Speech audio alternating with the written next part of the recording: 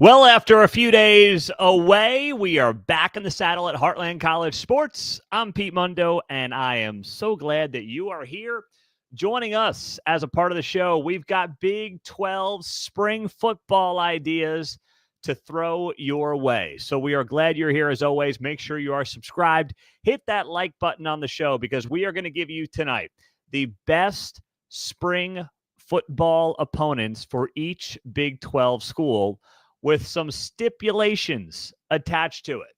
As always, glad you're here, and let us know what town, what city you are watching from. We will do the small town shout out of the night as the show progresses. So, was off for a few days. I was in Puerto Rico, where my brother got married to a Puerto Rican, hence bringing the family down to Puerto Rico for a wedding and a few days away. So, why he chooses to get married the first weekend of March Madness is something I will never understand. Well, I do understand it. He's not a sports fan. That's okay. I love him. But for those of us who love sports, well, let's just say it's a difficult weekend to be at a wedding with 3 little kids. I did have a piece of luggage missing when I got back. We had one puke in the car seat and, a couple other minor issues, but all in all, things went just fine. But it is so great to be back with you. I missed you guys. I really did over the last few days. So thanks for hanging with me, understanding the break.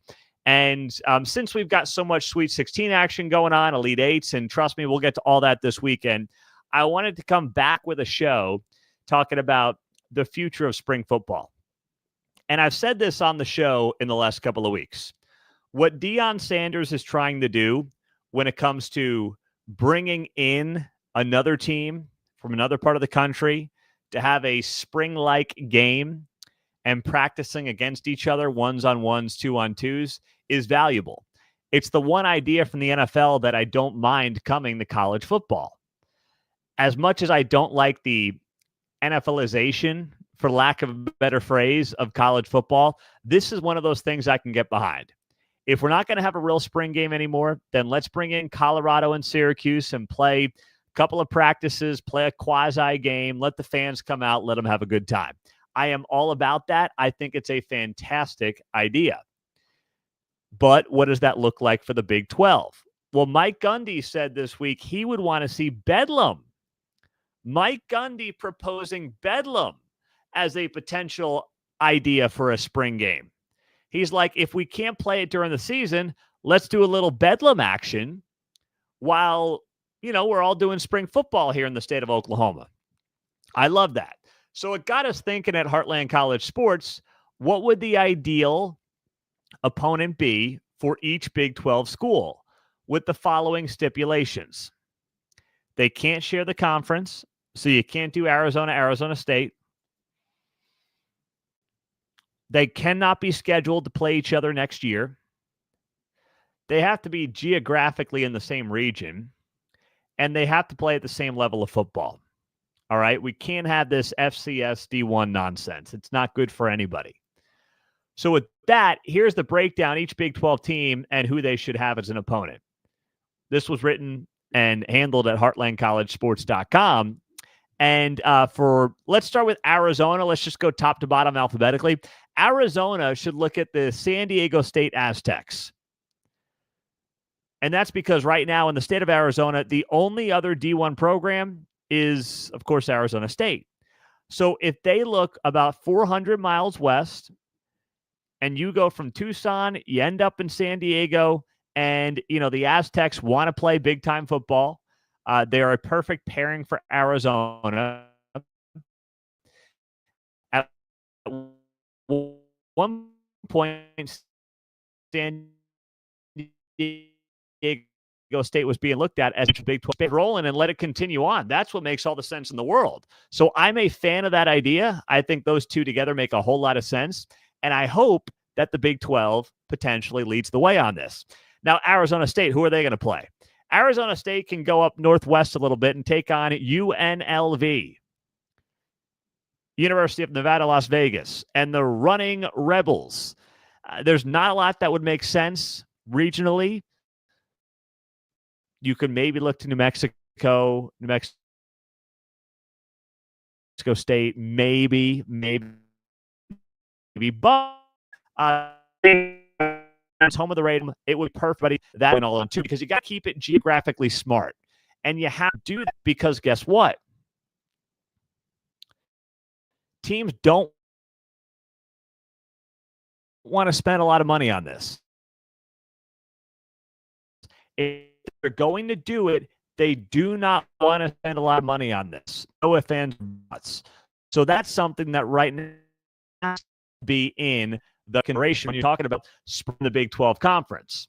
Now, moving on down from there, let's go to Baylor. Why not Texas A&M? How about the Aggies for the Baylor Bears? If you got to look to the SEC and you got to look to the state of Texas and you got to make something fit regionally, why not make that one make sense? I like it.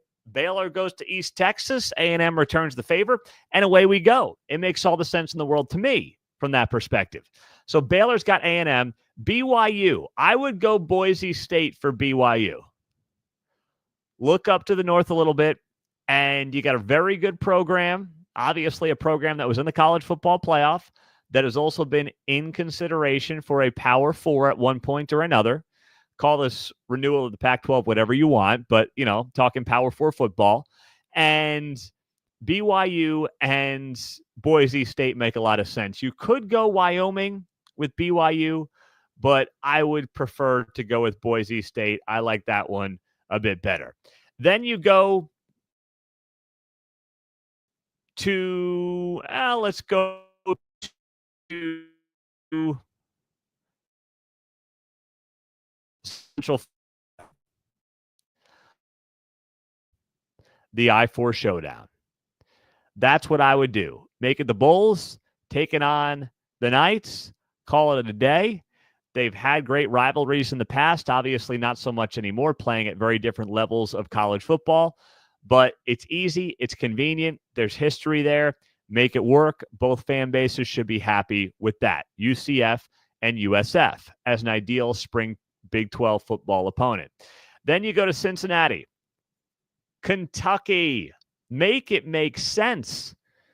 These two programs are virtually next door. And guess what? They have not played since 1996. Can you believe that?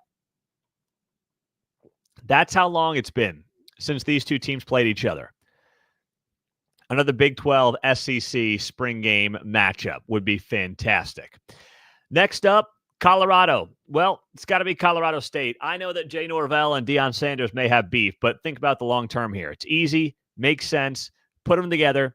This is the best case scenario when you have two programs in the state that are comparable competition-wise, maybe not super comparable in the case of Colorado State, but good enough where everybody's going to get something out of this and it's convenient, and that's the most important thing.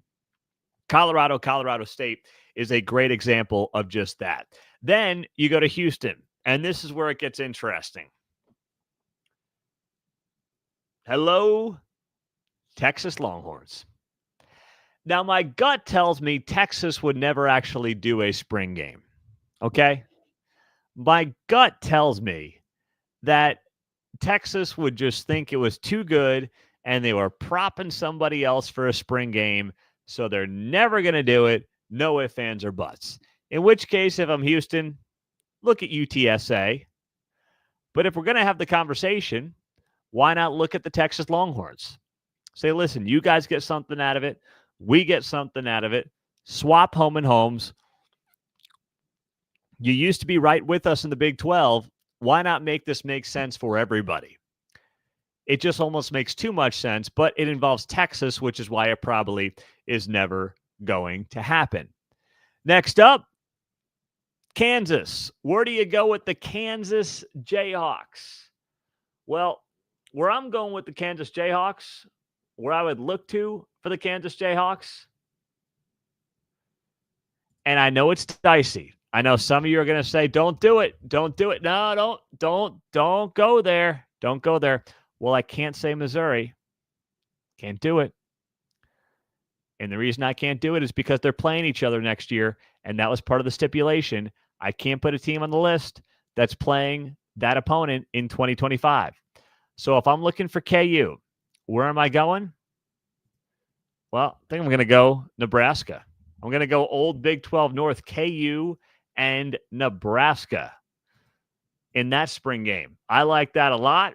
Bring back the old, Big 8 days. Sign me up for that. Those were arguably the best of the best, the great times that everybody had involved.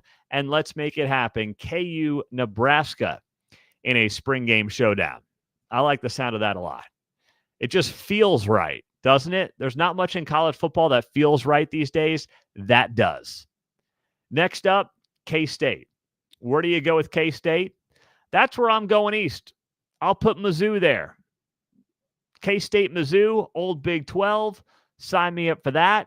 You could look at a school like Arkansas, but you know what? For nostalgic purposes, let's bring back the old Big 12, at least for one day or a few days in some spring football practice, and pair up K-State and Mizzou in this hypothetical Big 12 spring game opponent list that we're putting together. Iowa State, what do you do with Iowa State? What direction do you go? Once again, you can't pick Iowa because they play each other every year. That's part of the rules that, of course, we have put together. So if I'm Iowa State, what am I doing? Who am I looking to? Well, you could just go right up the road there, and you could say to yourself, do I want to do Minnesota? But you know what? I'm going to go to Illinois. Let's go with Illinois. Brett Bielema is a character. He's been good for that program. He's goofy. He's old school. Matt Campbell likes that. Let's go Illinois and Iowa State for a Big 12 spring game matchup. After that, Oklahoma State, well, it just makes too much sense. Roll with OU. Bring back Bedlam. 2024 was the first time these two teams have not met since the inception of the game. It's beyond dumb that these two teams have not been able to figure it out, but here we are. And once again, that happened because of Oklahoma, not because of Oklahoma State. Now for TCU, North Texas. They're 40 minutes apart. I know North Texas is not some kind of Power 4 opponent, but it just makes sense logistically to not pass this up, to make it work. Can't do SMU. Of course, they play each other, so you're not going to do that. And this makes more sense for everybody involved. Let's go to Texas Tech. That's where you get the SMU Mustangs. Okay? Texas Tech, SMU, not exactly some big-time rivalry. It's a bit of a hike. Okay? But you know what? You got major boosters at both of these programs that can make it happen and make it make a lot of sense. So just go down that road and say, you know what? Let's get it done. Texas Tech, SMU. Utah should take on Utah State. Not a great rivalry, but guess what? There's some history there. It's not an annual matchup by any stretch of the imagination, but it would make sense for all parties involved to knock that thing out and make that a matchup between these two teams. And last but not least, West Virginia. Put them up against Virginia Tech. There's a lot of options here. There's a lot of directions that West Virginia could go. But for the first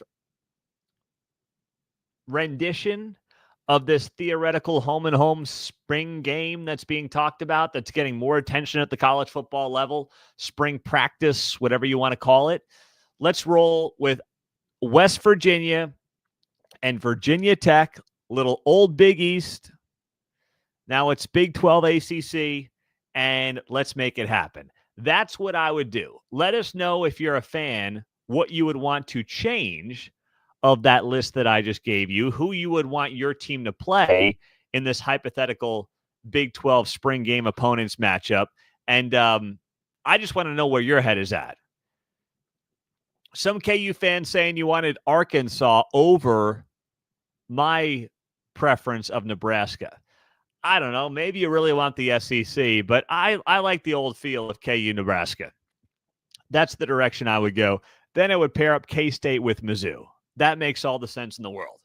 So that's where my head is at on this whole thing. If you are just joining us, make sure you like the video. We appreciate you doing that. And as always, we've got the Heartland College Sports merch. I will link to the shop. I've got the hoodie on right now. I know it's Not exactly hoodie season anymore, depending on where you are in the country, but that's why, gosh, you can't beat the feel of the hoodie. And this hoodie, it's comfortable, man. I'm telling you, I just wear this thing all over the house. I really do. Rick likes the West Virginia Tech matchup. Travis likes K-State, Nebraska. I get that, and that was something I considered. Do I give K-State to Nebraska or do I give KU to Nebraska?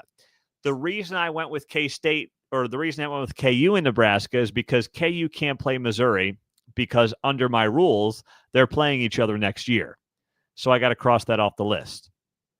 And maybe that's a dumb rule because, I mean, how much are you really going to give away? But still, it gives you more of an idea into a team that you will see on the field this season. So I get it, and I'm good with that rule. So that's where I say if I want to keep Mizzou in the mix and I want to keep Nebraska in the mix, then KU's got to play Nebraska to keep Nebraska in the conversation, and K-State's got to take on Mizzou. I could have paired Iowa State with Nebraska and just went with, let's say, KU Arkansas and K-State Missouri. I could have done that as well. That was something I thought about doing that would have also made a lot of sense to pair up Iowa State and Nebraska, right down the road from each other, more or less, on I-80. But I then said, you know what? Let's step back and let's try to make this work a little bit better. Meantime, some of your small town shout outs. We got Logan, Ohio in the mix. Give us your small town shout outs. This has become something that you guys have really gotten a kick out of on the show. And I'm all about it because I'm learning about new places every time we do this. Logan, Ohio, population 7,100. I like that. That's pretty good. We've had smaller, but certainly, Rick, that's definitely small town, brother. Logan, Ohio, looks like it's southeast of the Columbus area. All right, very nice.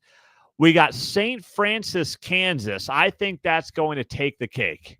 That's my guess. I want to say that population's give or take 1,500, 2,000 maybe.